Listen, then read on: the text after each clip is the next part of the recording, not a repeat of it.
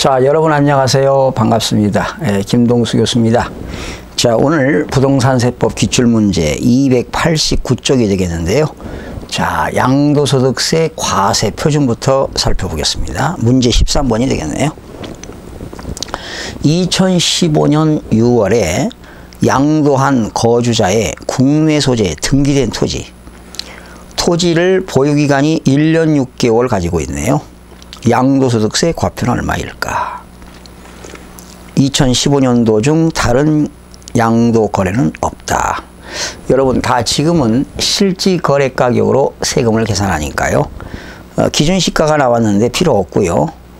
취득시 실거래가 9천이고요. 양도시 실지 거래 가격이 1억 2,500이니까 자, 실지 양도가액이 얼마입니까? 실지 양도가액이 1억 2,500이죠. 여기서 실지 취득가액 뺍니다. 실지 취득가액이 9천만 원이네요. 자, 여기서 뭘 뺄까요? 또 자본적 지출과 양도 비용을 빼야 되겠죠. 자본적 지출.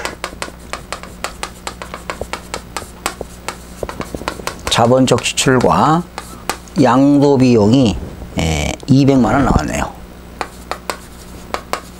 그러면 이거 빼면 뭐가 나올까요? 양도 차익이 나오겠죠. 양도 차익이 3,300인가요? 그렇죠. 3,300.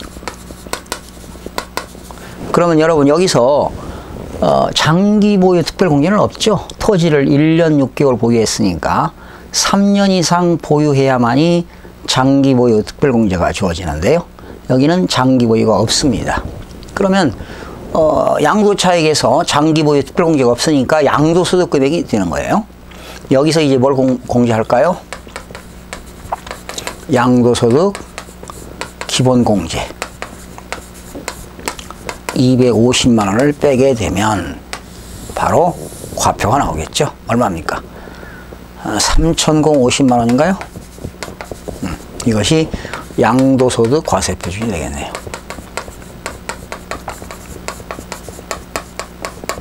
그러니까 지금 양도 차익이 양도소득 금액이 되는 거예요.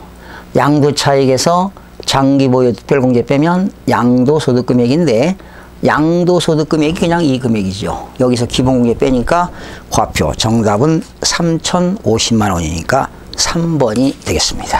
자, 넘겨서 14번입니다. 소득세법상 장기 보유 특별 공제와 양도소득 기본 공제에 관한 설명이다. 틀린 것. 단 거주자의 국내 소재 부동산을 양도한 경우다. 이렇게 장기 보유 특별 공제와 양도소득 기본 공제가 출제가 잘 되죠. 보유기간이 3년 이상인 토지 및 건물, 미등기 재산은 제외한다에 한정하여 장기 보유를 적용한다. 여러분, 장기 보유 특별 공제는 등기된 토지와 건물뿐만 아니라 부동산에 관한 권리인 조합원 입주권도 해당이 됩니다. 그래서 한정하여 틀렸죠? 토지, 건물, 조합원 입주권도 해당이 되기 때문에 1번 지문이 틀렸습니다.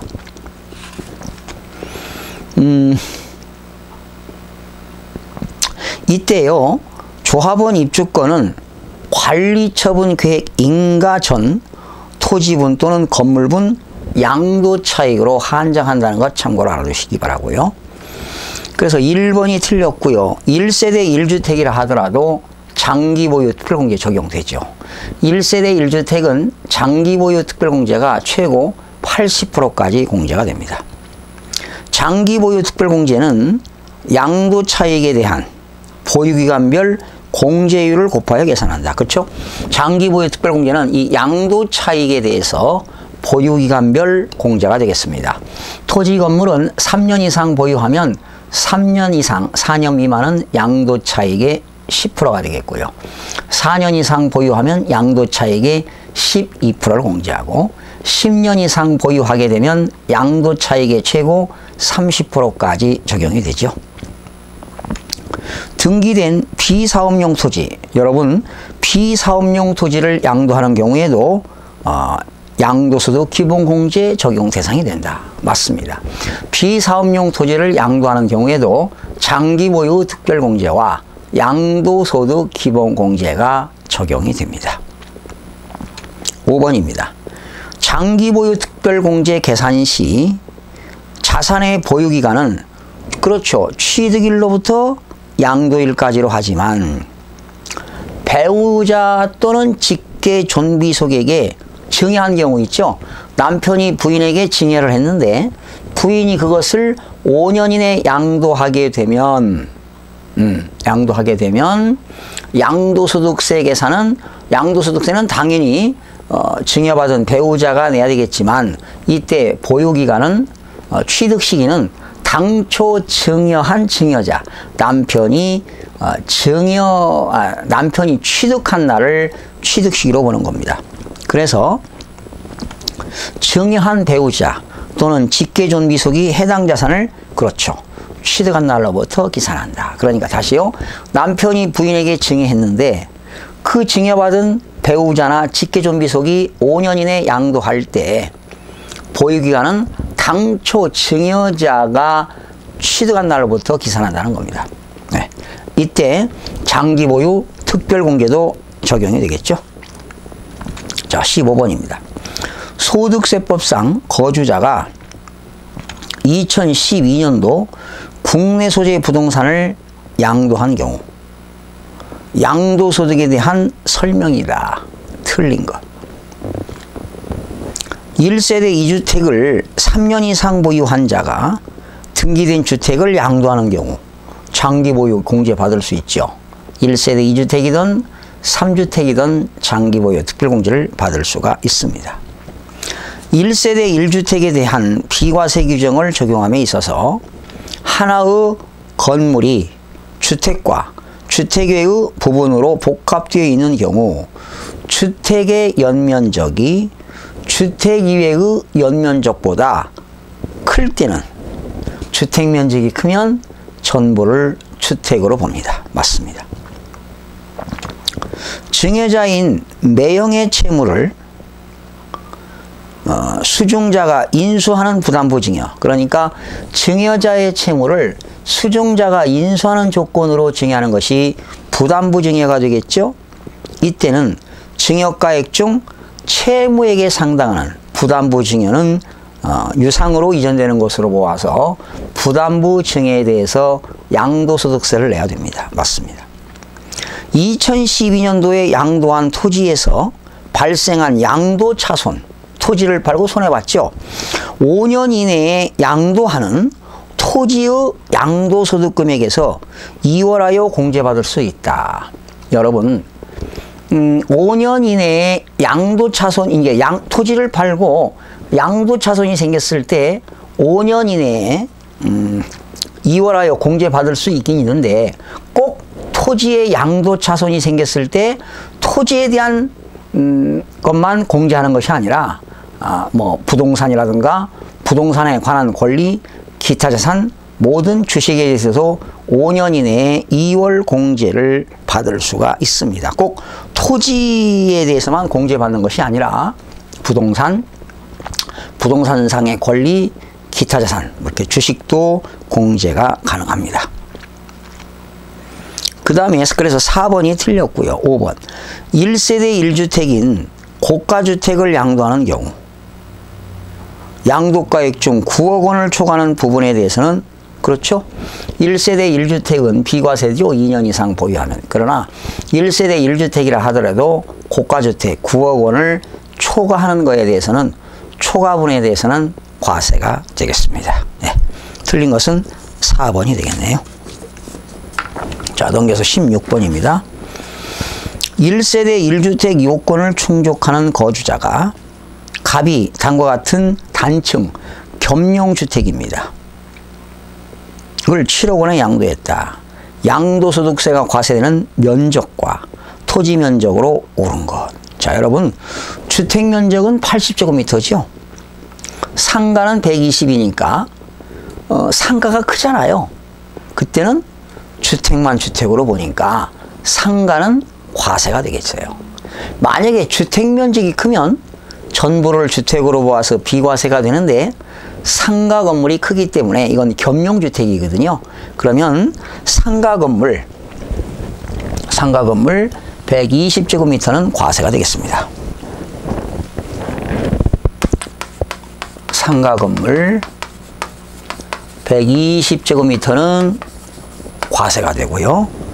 토지 면적이 800제곱미터네요. 그러면 토지 면적은 전체 면적이 800제곱미터인데 이건 다 과세가 하는 것이 아니라 토지와 건물 안분 계산해야 돼요. 주택 면적이 80이고요. 상가가 120이니까 주택 면적 80제곱미터 플러스 상가 건물 120제곱미터 분에 합쳐서 120제곱미터. 안분 계산하니까 얼마가 될까요? 토지 면적 480제곱미터가 과세가 되겠네요. 네. 그래서 건물은 120제곱미터 과세, 토지는 480제곱미터가 과세가 되겠습니다. 자, 이제 양도소득세 비과세로 넘어가겠습니다. 옳은 거네요. 17번. 국내 1주택만을 보유하고 있는 1세대가 해외 이주로 세대 전원이 출국했습니다. 그때 출국일로부터 2년 이내 양도하는 주택은 비과세가 되겠죠. 그래서 3년이니까 틀렸죠. 그러니까 1세대 1주택을 가진 사람이 해외 이주법에 의해서 해외로 이민을 가게 되면 이주일로부터 출국일로부터 2년 이내에 양도해야 비과세가 됩니다. 틀렸고요. 법원 결정에 의하여 양도 당시 취득에 관한 등기가 불가능한 미등기 주택입니다. 그러니까 등기를 하고 싶어도 등기가 안 되는 것이죠. 비과세가 배제되는 미등기 양도자산에 해당하지 않는다. 그렇죠? 등기를 하고 싶어도 등기가 불가능한 자산은 미등기라 하더라도 미등기로 보지 않습니다. 정답은 2번이 되겠네요. 직장의 변경으로 세대 전원이 다른 시로 주거를 이전하는 경우 6개월간 거주한 1주택은 비과세한다. 틀렸죠? 1년 이상 거주해야 됩니다. 여러분, 보유기간 관계없이 1년 이상 거주하는 것은 취약, 근무상 형편, 질병, 요양 등으로 부주기한 사유로 양도하는 경우는 1년 이상만 거주하면 비과세가 되겠습니다. 4번. 양도 당시 실거래가가 10억 원인 1세대 1주택 양도로 발생하는 양도 차익 전부가 비과세가 된다. 틀렸죠? 9억 원 초과분만 과세하는 것이지요. 그러니까 9억 원까지는 비과세가 되고 9억 원 초과분만 과세가 되겠습니다. 틀렸고요. 농지를 교환, 분합할 때 쌍방 토지가액 차익이 큰 편의 3분의 1이 아니라 4분의 1 이하일 때 역시 비과세가 되겠습니다. 농지를 교환하거나 분합으로 인하여 발생한 소득은 A라는 농지와 B라는 농지를 서로 교환했을 때 그 교환한 차액이 큰 편의 가격과 비교해서 4분의 1 이하이어야 비과세가 되는 겁니다. 자, 18번 넘어갑니다. 1세대 1주택 비과세 규정에 관한 설명이다. 틀린 것. 1세대 1주택 비과세 규정을 적용하는 경우 부부가 각각 세대를 달리 구성하는 경우, 그렇죠? 각각 세대를 구성하고 있어도 부부기 때문에 동일한 세대로 보아서 남편도 1주택을 소유하고 있고 부인도 1주택을 소유하고 있다면 1세대 2주택이 되는 겁니다. 해외 이주법에 따른 해외 이주로 세대 전원이 출국하는 경우 출국일 현재 1주택을 보유하고 있고 출국일로부터 2년 이내 양도하는 주택에 대해서는 비과세를 한다. 그렇죠? 해외 이주법에 의해서 출국일로부터 2년 이내 양도하는 경우 비과세가 되겠습니다. 1주택을 보유하는 자가 1주택을 보유하는 자와 혼인으로 1세대 2주택을 보유하게 되는 경우 혼인한 날로부터 5년 이내 양도하는 경우는 비과세한다. 그런데 양도하는 주택은 반드시 보유기간을 4년을 보유해야 되는 게 아니라 2년 이상만 보유하면 비과세니까 보유기간 4년이 아니라 2년 이상이 해야 맞겠습니다. 그래서 3번이 틀린 걸로 봐야 되겠습니다. 4번 건축법 시행령 별표 1 제1호 다목에 해당하는 다가구주택. 원래 다가구주택은 단독주택이죠. 소유자가 한 명입니다. 그런데 다가구주택을 구획된 부분별로 분양하지 아니하고 하나의 매매 단위로 양도하는 경우 그 구획된 부분을 각각의 하나의 주택으로 본다. 그러나 원래 다가구주택은 건축법이나 주택법상 단독주택이니까 소유자가 한 사람이지요. 그러나 구획된 부분은 각각의 하나의 주택으로 본다. 예. 5번 양도일 현재 임대주택법에 의한 건설 임대주택 1주택만을 보유하는 1세대는 건설 임대주택은 임차일로부터 양도일까지 임대주택은 거주기간이 5년 이상인 경우에는 보유기간 관계없이 비과세가 됩니다. 임대주택법에 의한 임대주택은 보유기간 관계없이 5년 이상만 거주하다가 분양받고 양도하는 경우는 비과세가 되겠습니다. 자, 19번입니다. 배우자 등 증여재산에 대한 2월 과세가 되겠습니다. 자, 이게 아주 잘 나오는데요.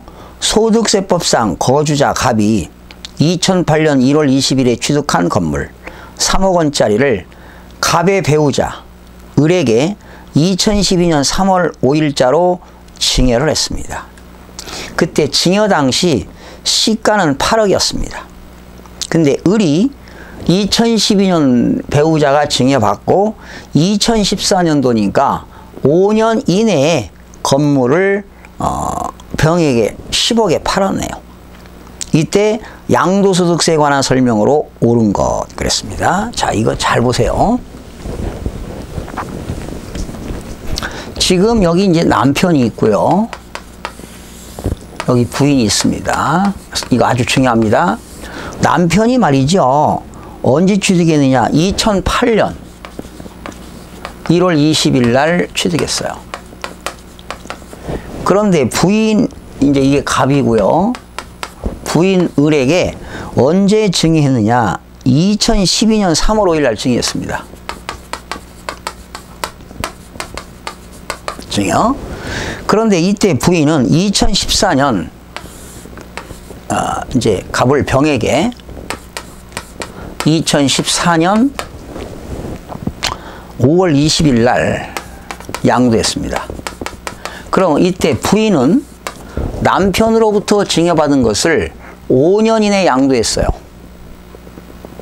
이때 양도소득세는 누가 내느냐? 배우자가 내야 돼.